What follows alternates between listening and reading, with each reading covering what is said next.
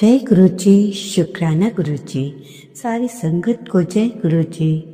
संगत जी, कैसे कहूँ, कैसे कह दूँ, तूने मेरे लिए कुछ नहीं किया। मेरे गुरु जी, जो तूने मुझे अपना लिया, ये मेरी औकात और मेरी उम्मीद से बहुत ज्यादा है। जय गुरु जी। शुक्राना गुरु जी। संगत जी, ये जो लाइफ है, सारा खेल कर्मों का है। जैसा हम कर्म करेंगे वैसा आपको हमें भुगतना पड़ेगा। जय गुरु जी। शुक्राना गुरु जी। संगत जी, आज का शुक्राना सत्संग गुरु जी के महामंत्र जाप के साथ शुरू करते हुए आपको एक बात कहूँ, शुरू से अंत तक सत्संग बहुत ही इम्पोर्टेंट है। एक एक बात सत्संग में जो आई, सत्संग में आई, बहुत ही इम्पोर्टेंट है। मंत्र जाप बोलिए। ओम नमः शिवाय। शिव जी सदा सहाय। ओम नमः शिवाय। मेरे गुरु जी सदा सहाय। जय गुरु जी। शुक्राना गुरु जी। सारी संगत को जय गुरु जी। गुरु जी के चरणों में कोटि कोटि नमन। इससे पहले जो गुरु जी के चरणों में लाइक सब्सक्राइब समर्पित करे, उसके घर में सुख समृद्धि की कभी कमी ना करें। हमारे प्यारे गुरु जी उन्हें भरपूर दे। गुरु महाराज उनकी हर इच्छा को पूर्ण करें। संगत जी, जिंदगी जब आसानी से मिल जाती है, जिंदगी जब आसानी से मिल जाती है, तब आपको आपके बिगड़ने के लिए बहुत टाइम मिल जाता है। परंतु जब जिंदगी आसानी से नहीं मिलती, जो आपका टाइम है वो जिंदगी बनाने में निकल जाता है। बिगड़ने का टाइम मिलता ही नहीं। ये 100% सही। जैसा हम करेंगे वो तो दिखता है वैसा ही होना है। मेहनत करेंगे तो अच्छा फल, नहीं करेंगे आपको पता ही। संगत जी, अगर आप भी सोचते हैं आप पे पैसा हो, थोड़ा मेरे पास ये हो, तो ये भी गुरु जी के उसमें से ही है। ये छोटी सी बात है कि आप इन 30 चीजों को अपना मित्र बना लो। अगर आप शंकर जी को चीनी चढ़ाएं और शुद्ध गुलाब के फूलों का इत्र चढ़ाएं, इससे आपका बहुत लाइफ में फर्क पड़ना धीरे धीरे शुरू हो जाएगा। क्या क्या शंकर जी को क्या बनाना है? जल में चीनी चढ़ाएं और गुलाब जल के फूलों का इत्र चढ़ाएं। शंकर जी परमात्मा कहते हैं, सोच और पानी का साफ होना जरूरी है, क्योंकि खराब पानी सेहत को बिगाड़ देता है और खराब सोच जिंदगी को बिगाड़ देती है। इसलिए पॉजिटिव सोच रखो हमेशा और स्वच्छ पानी पिए, ताकि सेहत और जिंदगी दोनों ही अच्छी बनी रहे। संगत जी, आज का जो सत्संग है बहुत ध्यान से सुनना। सत्संग में इतनी बड़ी गहराई वाली बात है। हो सकता है अगर हम सब में से कोई लालची हो, इस सत्संग को सुनकर अपनी आप को चेंज कर सकता है। ऐसा ही इस सत्संग में कुछ बताया जा रहा है। एक अंकल दुकान पे आते हैं, सामान लेकर चले जाते हैं, फिर घर जाकर शाम को दुकान पे फिर आते हैं। दुकानदार पूछता है, हाँ अंकल जी, हाँ अंकल बताओ क्या चाहिए? तो अंकल कहते हैं, चाहिए तो कुछ नहीं, पर मैं यहाँ आपको 10 रुपए देने आया हूँ। जब मैं सामान ले गया था तो पता चला कि आपने मुझे 10 रुपए ज्यादा दे दिए, बस वही देने आया हूँ। रात में भी आया था पर आपकी दुकान बंद हो गई थी। अच्छा अंकल, आप कहाँ रहते हैं? अंकल कहते हैं कि मैं हॉस्पिटल के पास से आया हूँ। दुकानदार कहता है, इतनी दूर से 10 रुपए देने आए हो? अगली बार सामान लेते तो दे देते, 10 रुपए से क्या फर्क पड़ता है? तो अंकल कहते हैं, सुनने वाली बात है। अंकल कहते हैं कि मेरा बेटा अब इस दुनिया में नहीं रहा, लेकिन वो हमेशा कहता था कि कभी भी किसी का पैसा अपने पास नहीं रखना चाहिए। जिसका पैसा है उसे दे दो, जिसका पैसा है उसे दे दो। अगर हमने किसी का पैसा रख लिया तो उसका हिसाब ऊपर वाला करता है और हमारे किए की सज़ा हमारे साथ साथ हमारे परिवार को भी मिलती है। हमें कभी भी दूसरों की हाय नहीं लेनी चाहिए। ये कहकर अंकल चले जाते हैं। इतने में न जाने दुकानदार को क्या होता है, दुकान पर काम करने वाले से कहता है, राजू दुकान का ख्याल रखना, मैं अभी आता हूँ। तो अपने दोस्त के पास जाता है जिसने वो सामान खरीदता है। तो अपने और वो पूछता है, आज यहाँ कैसे आना हुआ? वो कहता है कि पेमेंट तो आपकी कल ही भिजवा दी थी मैंने। वो कहता है, आप ठीक कह रहे हैं, पेमेंट आपकी बिल्कुल मिल गई है, पर आपने जो पेमेंट भिजवाई थी उसमें 250 रुपये ज़्यादा आ गए थे। ये बात तो मुझे आपको बता देनी चाहिए थी। तो दोस्त कहता है कि मेरे मन में थोड़ा लालच आ गया था, पर मैं आप अगले सामान में एडजस्ट कर लेते। तो वो सही बताता है कि मेरी बात में एक बार लालच आ गया, परंतु फिर मैंने ध्यान से देखा तो अगली बार किसने देखा है, इसने पैसा लौटाना बहुत ज़रूरी था। ऊपर वाला ना जाने कैसे हिसाब चुकाता इसकी सज़ा का मेरे परिवार व मेरे बच्चों को मिलते। ये लीजिए अपने 250 रुपये, चलता हूँ। फिर वही व्यक्ति अंकल के पास आता है। अंकल पूछते हैं, हाँ बेटा बताओ कैसे आना हुआ? मैं तो आपको जानता नहीं। तो वह बताता है कि आपका बेटा और मैं दोनों बहुत अच्छे दोस्त हैं और आपका बेटा पिछले कई सालों से एक बिजनेस स्टार्ट करने की लिए पैसे जोड़ रहा था, आपका बेटा और मैं। लेकिन बीच में ही रमेश हमें छोड़कर चला गया। हम दोनों ने मिलकर 30 लाख रुपए जमा किए थे। तो अंकल कहते हैं, मेरे बेटे ने तो कभी मुझे बताया ही नहीं। तो रमेश ने का दोस्त कहता है कि ये बात अंकल मुझे और रमेश को ही पता थी और किसी को भी नहीं मालूम थी। मेरे एक दोस्त की वजह से मेरे मेरे को, मेरी रूह को किसी ने झंझोड़ दिया है और मुझसे एहसास हुआ अगर मैं किसी का पैसा खाऊंगा तो उसकी सज़ा मुझे ही नहीं, मेरे बीवी बच्चों और परिवार को भी मिलेगी। रमेश भी यही बोलता था। फिर कहता है, चाचा जी ये लीजिए आप अपने 15 लाख रुपए। संगत जी, घर में सब मिलकर 15 लाख रुपए देने के मन।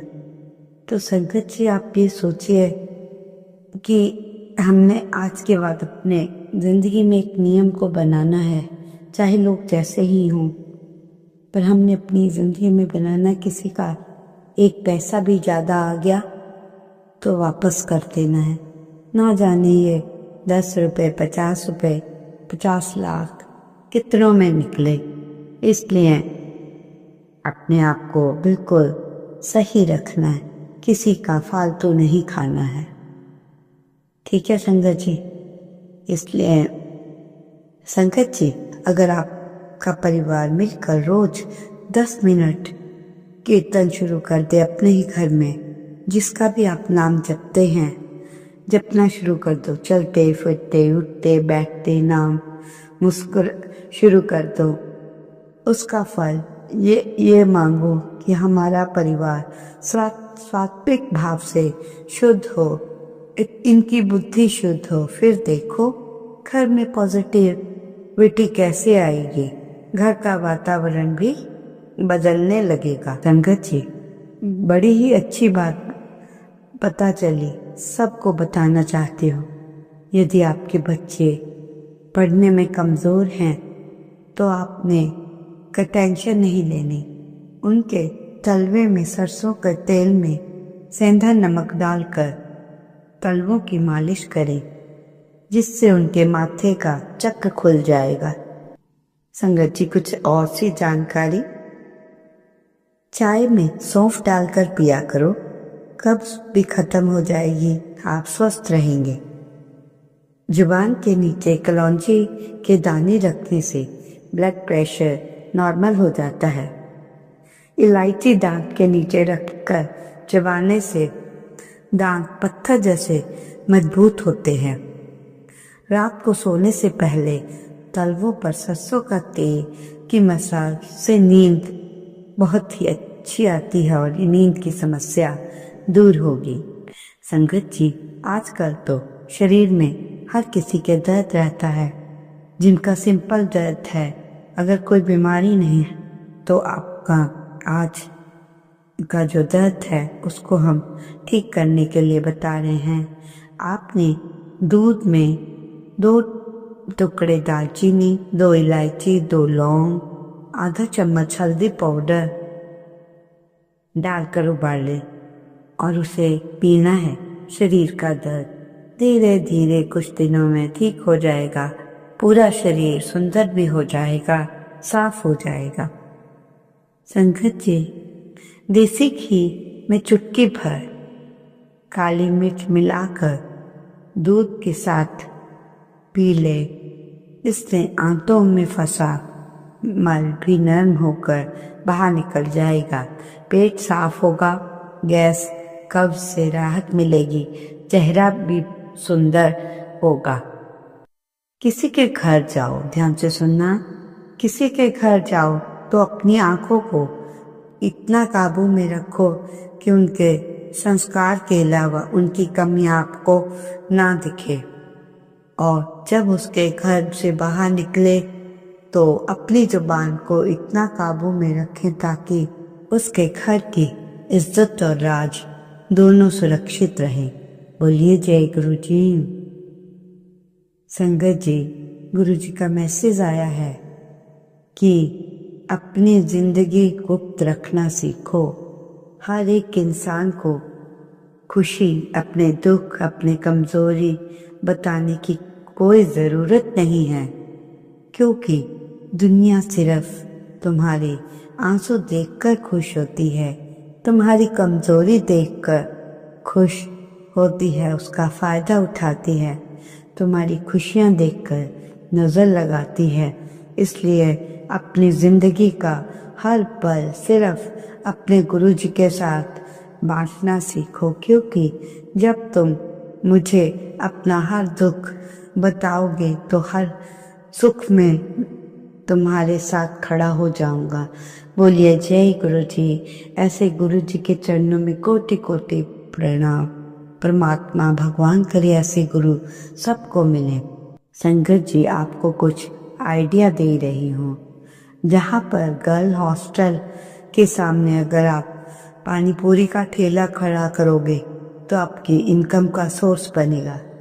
बच्चों के हॉस्पिटल के आगे खिलौनों के साथ बच्चों को अट्रैक्ट करने वाली चीज़ें रखिए और कार वॉश सेंटर के सामने सैलून खोल दे। आईटी कंपनी के सामने चाय और बीड़ी सिगरेट की दुकान खोले, जिसके सामने अंडों की दुकान हो।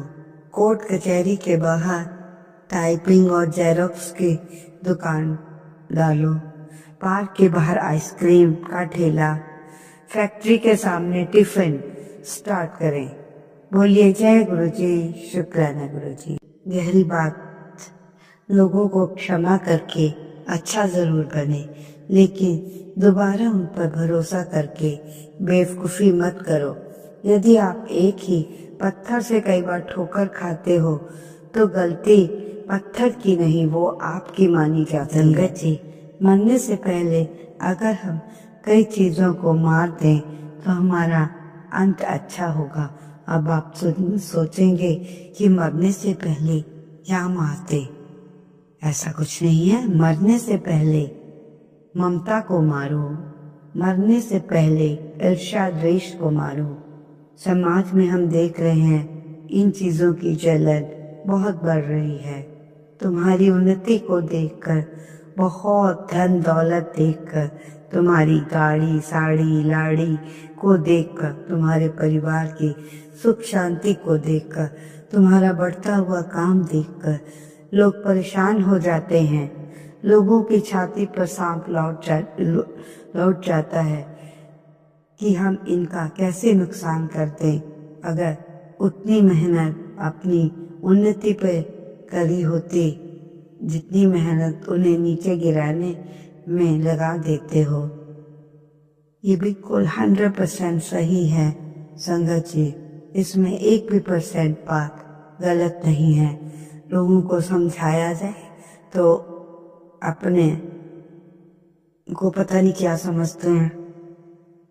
ये कहकर इंसान दूसरों को दबाना चाहता है, परंतु जब सामने सच आता है तो फिर आप खुद सोचना संगत जी क्या होता है। संगत जी, एक बात हमेशा ध्यान रखना, घर के दरवाजों पर ध्यान दें। जिस घर के दरवाजे पर कपड़े लटकाए जाते हैं वहाँ का सुख भी लटकने लगता है, जीवन कठिन हो जाता है। कई लोग दरवाजों पर कपड़े टांग देते हैं जो उचित नहीं। दरवाजे का अपना महत्व होता है। घर के मुख्य दरवाजे में कुल देवी का निवास माना जाता है। रसोई के दरवाजे में अन्नपूर्णा का निवास होता है। तो संगत जी, ये सब आपने इन बातों का हमेशा ध्यान रखना है कि दरवाजों में महालक्ष्मी का निवास माना जाता है। आज से ही याद, अगर आपके घर में कपड़े टंगे हैं दरवाजों पे तो उठा दें। ये नहीं कि सोचे कि चलो मैं अभी घूम के आया हूँ, दरवाजे पे कपड़े टांग दिया। अरे घर पे और भी जगह है जहाँ लक्ष्मी का वास है, ऐसा नहीं करना। कईयों को नहीं पता था, वो हमें भी नहीं पता था ज्यादा इस बारे में, परंतु जब अच्छी बात सामने आई। संगत जी, बहुत सारी बहनें पूछ रही थी कि सत्संग के लिए अच्छे सोच कहाँ से मिलेंगे, तो थोड़ा ध्यान दीजिए। इस वीडियो के नीचे आपको एक व्यू प्रोडक्ट्स का बटन, ये सूट की फोटो देख रही है होगी, उस पर क्लिक करें। आप मेरे ओम नमः शिवाय, शिव के सदा सहाय। ओम नमः शिवाय, गुरु जी सदा सहाय। जय गुरु जी, शुक्राना गुरु जी, अनंतम अनंता शुक्राना, अनंतम अनंता शुक्राना।